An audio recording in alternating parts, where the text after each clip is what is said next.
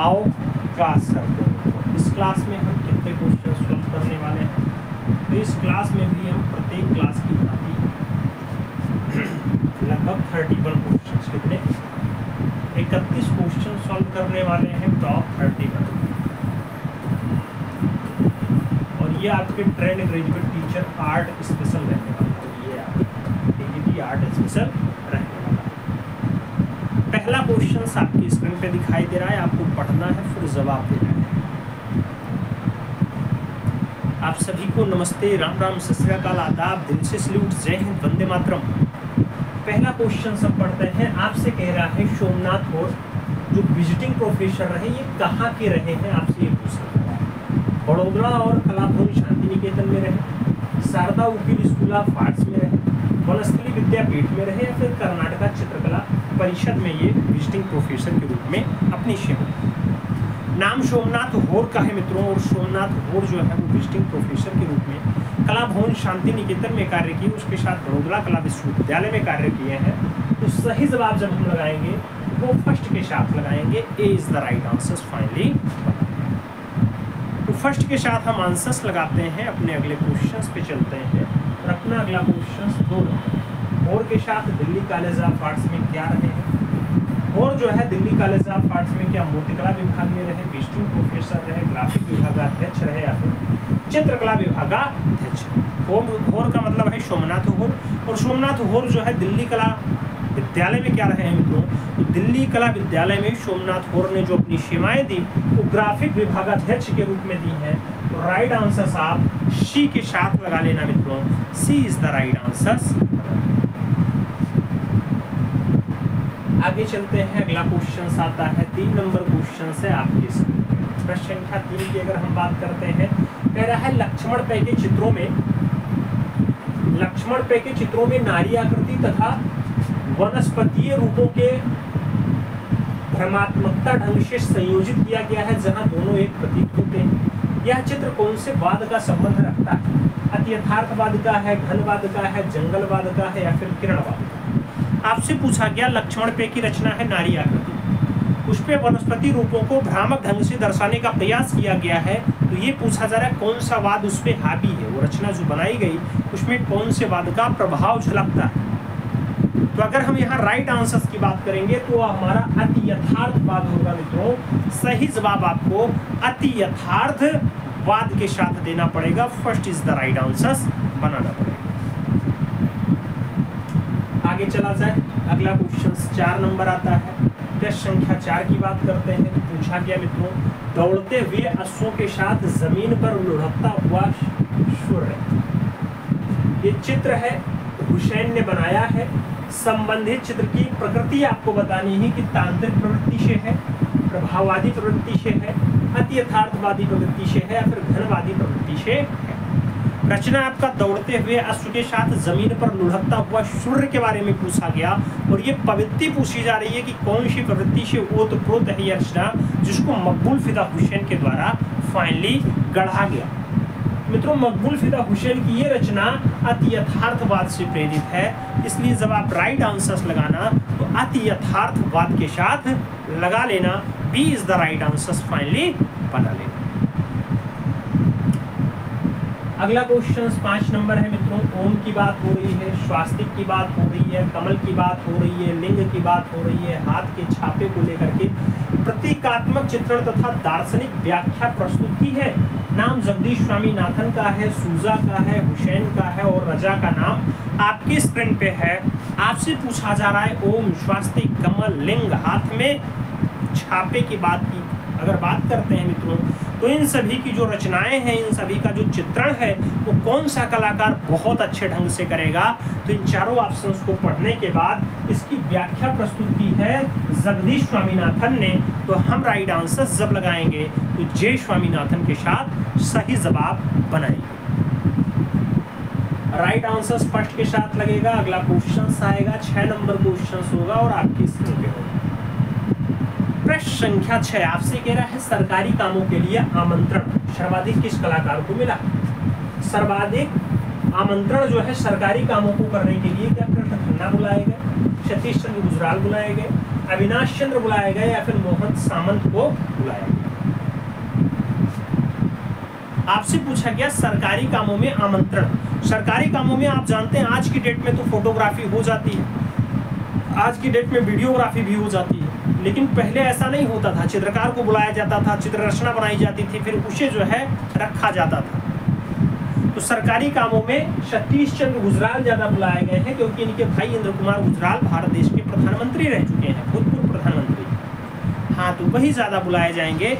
इसलिए जब right answers की बात आएगी तो आपको सी के साथ आंसर्स मिलान करना पड़ेगा, सी इज द राइट आंसर्स बनाना पड़ेगा।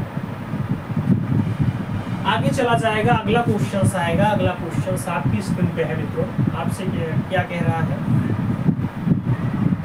क्वेश्चन आपकी स्क्रीन पे है, आपसे कह रहा है दिन प्रतिदिन के जीवन की घटनाओं का चित्रण असाधारण संयोजन तथा रंगों के विशिष्ट टेक्सचर के माध्यम से किया। आपसे पूछ लिया गया दिन प्रतिदिन के जीवन की घटनाओं का चित्रण और असाधारण संयोजन तथा रंगों के विशिष्ट टेक्सचर के माध्यम से किया है। एसबी पालिकर के द्वारा किया गया, मोहन सामंत ने किया, हरिकृष्ण लाल ने किया या फिर के हेबार के द्वारा किया। आपसे पूछा जा रहा है दिन प्रतिदिन के जीवन की घटनाओं का चित्रण असाधारण संयोजन के रंगों की विशिष्ट टेक्सचर के माध्यम से किसके द्वारा किया जाता है मित्रों।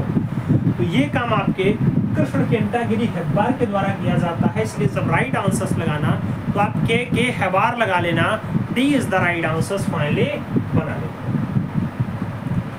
आगे चलते हैं, अगला क्वेश्चन 60 नंबर आता है। प्रश्न 8 की बात करते हैं। तो पूछा गया 1966 ईस्वी में कलाग्राम की स्थापना किसने की। 1966 ईस्वी में कलाग्राम की स्थापना किसने की। नाम पनिक्कर का है, जानकी राय का है, यामिनी राय का है और अनीता जैकब का नाम आपकी स्क्रीन पे। 1966 में कलाग्राम की स्थापना किसके द्वारा की जाती है। जब कलागांव की बात आए मित्रों तो KCS पनिक्कर का नाम आपको आंसर्स देना पड़ेगा। तो KCS Panikkar is the right answers लगाइएगा, A is the right answers finally बना लीजिए। सही जवाब फर्स्ट के साथ लग जाएगा। अगला क्वेश्चन 9 नंबर आएगा। पूछा गया है कलाग्राम दूसरे नाम से भी जाना जाता है। कलाग्राम को हम ब्रजमंडल आर्टिस्ट विलेज कह देते हैं, चोलमंडलम आर्टिस्ट विलेज कह देते हैं, वात्सल्य ग्राम कह देते हैं या फिर इनमें से कोई नहीं।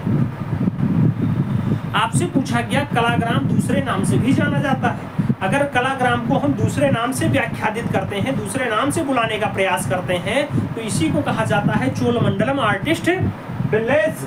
तो सही जवाब मित्रों चोलमंडलम आर्टिस्ट विलेज के बारे में देना होगा। सही जवाब की अगर हम यहाँ बात करेंगे तो बी के साथ राइट आंसर्स बनाना पड़ेगा। सही जवाब बी के साथ लगाते हैं, B is the right answers बनाते हैं। अगला क्वेश्चन 10 नंबर है। गर्मी भाई बहुत ज़्यादा है तो आप लोग गर्मी का बचाव करते हुए आगे बढ़ें और गर्मी से बचें। दूसरे को हो सके तो पानी पिलाने के लिए कम से कम कुछ व्यवस्था कर दें।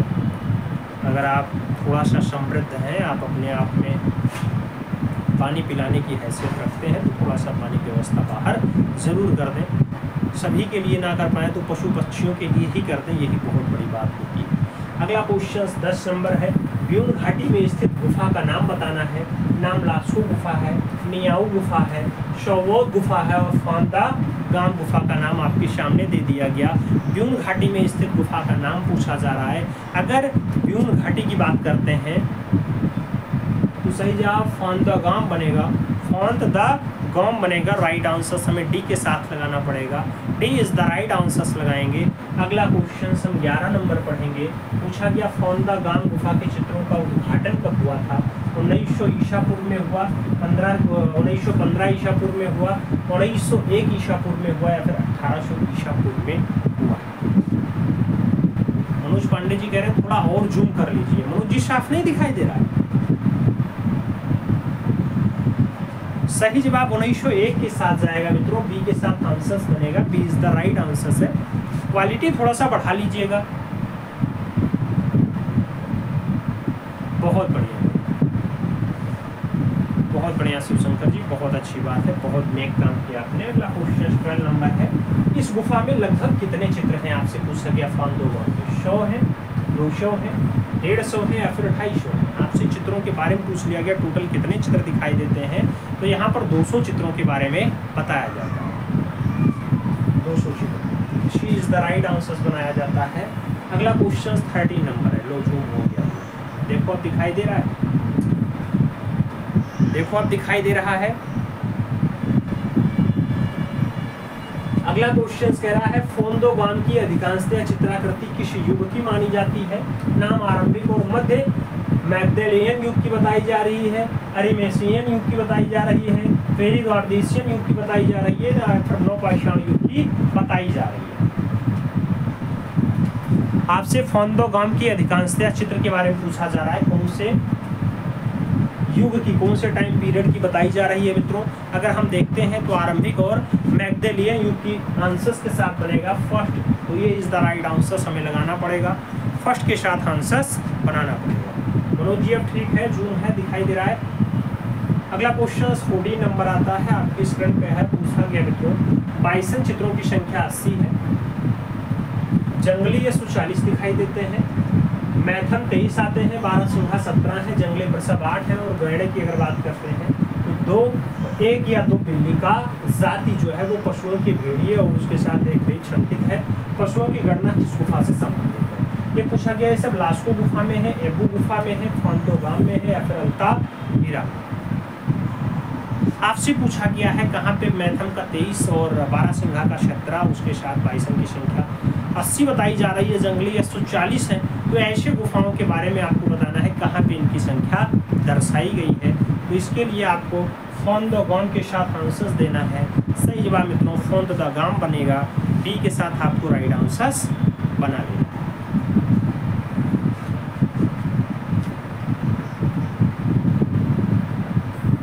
अगला क्वेश्चन 15 नंबर आता है। 15 नंबर क्वेश्चन से आपसे कह रहा है ला काम्बोरेली में किस पशु का चित्रण उत्तम माना गया है? ला काम्बोरेली में आपसे पूछा गया कौन से पशु का चित्रण उत्तम माना गया? अश्व का, हाथी का, भालू का, या फिर लोमड़ी का? आपसे पूछा जा रहा है ला काम्बोरेली में किस पशु का चित्रण उत्तम माना गया है मित्रों। ला काम्बोरेली की अगर बात करते हैं तो मैमथ यानी हाथी हमें दिखाई दी जाती है। राइट आंसर हाथी की रचना ज़्यादा बढ़िया है। सही जवाब हमें सी के साथ फाइनली लगा लेना है, सी इज द राइट आंसर बना लेना है। 16 नंबर क्वेश्चन हम पढ़ते हैं। तो पूछा गया इस गुफा में कुल कितने चित्रों की संख्या बताई गई है? नाम दिया गया 200 चित्र हैं, आपके 400 चित्र हैं, 300 चित्र हैं, या फिर 125 है। ला काम्बोरेली में कितने चित्र दिखाई देते हैं मित्रों? तो अगर हमें ला काम्बोरेली की बात करनी है तो यहाँ पे हमें 300 चित्र के बारे में जानकारी मिल जाती है। 300 चित्रों का साक्ष्य आपको यहाँ पे मिल जाता है। राइट आंसर आप बी के साथ लगा लेना, B is the right answer बना लेना। अगला क्वेश्चन 17 नंबर हम सॉल्व करेंगे, और 17 नंबर क्वेश्चन आपसे क्या कह रहा है? कह रहा है 116 अश्व, 37 37 बाइसन, 10 रीछ, 14 बारहसिंघा, 13 हाथी, उसके साथ 9 बकरे, 7 पशुमुंड, 5 हिरण, उसके साथ 3 हिरनी है, 5 सिंह है, 1 लोमड़ी है, 39 मानवाकृतियां हैं। यह गणना कौन सी गुफा में की गई है? नाम लास्को का है, गरगास का है, पार्चे मेरले का है, ला काम्बोरेली का है। आपसे पूछ लिया गया 116 अश्व का अंकन कहाँ दिखाई देता है? मित्रों 116 अश्व हों आपके, 39 नहीं 37 बाइसन हो, 5 हिरनी हो, इन सभी के बारे में अगर साक्ष्य पूछा जाता है तो आपको जो आंसर्स देना पड़ेगा वो आंसर्स ला काम्बोरेली के साथ देना पड़ेगा, जहाँ टोटल गुफाओं की संख्या 300 के बारे में बात की गई है। तो आपको सही जवाब जो लगाना है वो बी के साथ उकेरना है, B is the right answer. अगला क्वेश्चन 18 नंबर आता है। आपसे पूछा गया है ला काम्बोरेली का सांस्कृतिक इतिहास की दृष्टि से विशेष महत्व क्यों दिया जाता है? नाम अंकित बाइसन के लिए है, अंकित अश्व के लिए है, अंकित रीछ के लिए है, या फिर अंकित मानवाकृति के लिए है। आपसे पूछा गया ला काम्बोरेली की सांस्कृतिक इतिहास की दृष्टि से ज़्यादा महत्व क्यों दिया जाता है मित्रों? तो ज़्यादा महत्व इसलिए दिया जाता है क्योंकि यहाँ पे मानवाकृतियों का दृश्य भी दिखाई दिया है, इसलिए आपको राइट आंसर्स की जब उम्मीद होगी तो आपको डी के साथ आंसर्स मिलान करना पड़ेगा, D is the right answers लगाना पड़ेगा।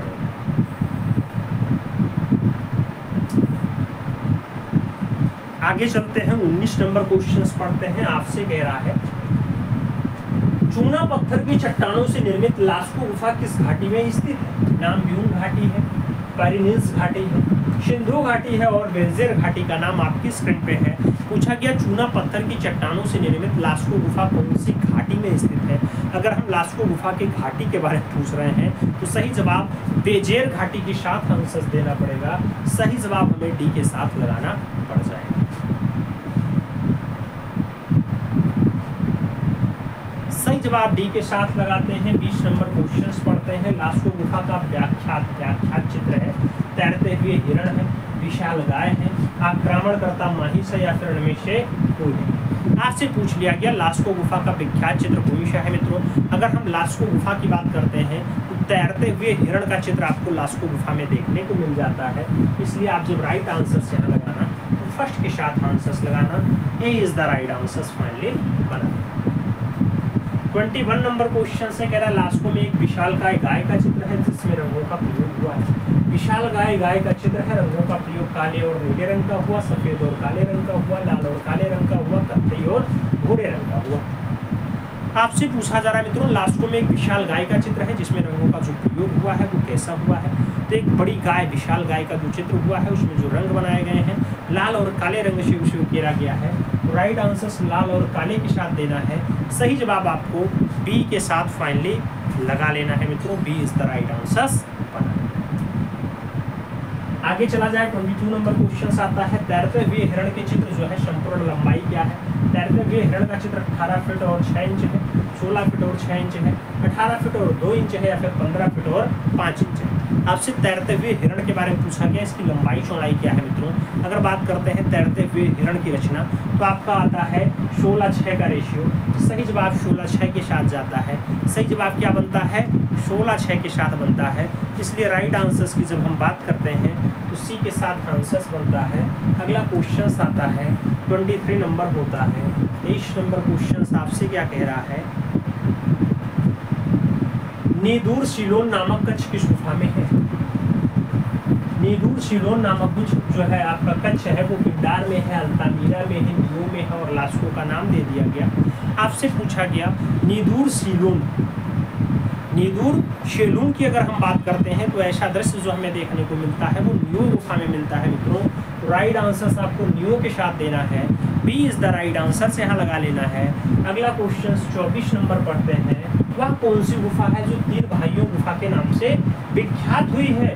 नाम त्रायफेयर्स का है, गारगास का है, त्रायदा डोआबर्स का है और लॉजर्स का नाम आपके स्क्रीन पे है। पूछा गया कौन सी गुफा है जो 3 भाइयों के गुफा के नाम से विख्यात होती है। तो 3 भाइयों की गुफा के नाम से जो प्रसिद्ध गुफा है उसे त्रायफेयर्स कहते हैं। त्रायफेयर्स कहते हैं मित्रों। सही जवाब आपको फर्स्ट के साथ लगा लेना है। ए इज द राइट आंसर बना लेना। आगे चलते हैं 25 नंबर क्वेश्चन आता है मित्रों। आपसे पूछा गया है ओझा नामक चित्र किस गुफा का है। ओझा नामक चित्र ये कौन सी गुफा का है। नाम गरगास का है, शोलोत का है, एप्रू का है और त्रायफेयर्स का नाम दे दिया गया। आपसे ओझा नामक चित्र के बारे में पूछा गया कौन सी गुफा में है। अगर हम ओझा वाले चित्र रचना की बात करते हैं तो जो सही जवाब बनता है वो आपके त्रायफेयर्स में बनता है। इसलिए जब आप राइट आंसर यहाँ लगाना तो डी के साथ लगाना। D is the right answer finally बना लेना। फिर अगला क्वेश्चन 26 नंबर आएगा। पूछा गया किस निम्नलिखित गुफा में सबसे बड़ी विशेषता मिट्टी की मूर्तियां मांटेकम स्पॉन में है, ले पोर्टेल में है, त्रावदा ओवेवार्ड में है या फिर लावास लोथ्रोप में है। आपसे पूछ लिया गया है कौन सी गुफा में बड़ी विशेषता है कि मिट्टी की मूर्तियां देखने को मिल जाती हैं। अगर आप मिट्टी की मूर्तियां देखना चाहते हैं तो आपको जाना पड़ेगा मार्टेस्पान। तो सही जवाब मार्टेस्पान लगाना पड़ेगा। राइट आंसर आपको फर्स्ट के साथ लगाना होगा। ए इज द राइट आंसर मित्रों बनाना होगा। आगे चला जाए 27 नंबर क्वेश्चन से आपकी स्क्रीन पे आ चुका है। पूछा जा रहा है मित्रों एक सुंदर नारी की आकृति को लॉजर की वीनस कहा गया है। यह किस गुफा में संबंधित है। लॉजर की वीनस आपकी सर्जिया गुफा में है, के ब्लॉक गुफा में है, रेवराडिक गुफा में है या फिर लॉजल गुफा में है। आपसे लॉजल का वीनस पूछा गया है। सुंदर नारी की आकृति है लॉजल का वीनस।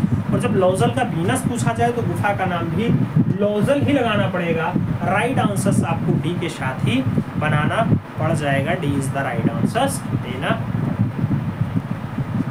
अगला क्वेश्चन 28 नंबर आएगा। पूछा गया डोरडोन नदी के दक्षिणी किनारे पर कौन सी गुफा स्थित है। डोरडोन नदी के दक्षिणी किनारे पर पियर नोर पेयर गुफा स्थित है, शांतियान गुफा स्थित है, एल कैसोलो गुफा स्थित है, या फिर कोवाला नाच गुफा आपकी स्थित है। डोरडोन नदी के दक्षिणी किनारे पर कौन सी गुफा आती है मित्रों? तो आपके डोरडोन नदी के जो दक्षिणी किनारे पर गुफा पाई जाती है उसका जो नाम होता है पियर नोर पेयर होता है, इसलिए पियर नोर पेयर के साथ आंसर्स लगाना A is the right answer आप फाइनली बना। आगे चला जाएगा आपका 29 नंबर क्वेश्चन आता है मित्रों। क्या कह रहा है 29? आपसे कह रहा है नर्तकी समूह किस प्रागैतिहासिक स्थल से प्राप्त? आपसे नर्तकी समूह की बात कर रहा है। रोमानेली से मिला है, कोंगुल से मिला है, नीसेमी से मिला है, या फिर दौरा से आपका मिला है। नर्तकी समूह की बात हो रही है। रचना आपके स्क्रीन पे है, 4 ऑप्शंस दिए गए हैं। कोंगुल की गुफा से आपके नर्तकी समूह का अंकन देखने को मिलता है, इसलिए जब आप लोग राइट आंसर्स लगाना तो यहाँ पे सी के साथ राइट आंसर्स बना लेना। सी इज द राइट आंसर्स पर्याप्त।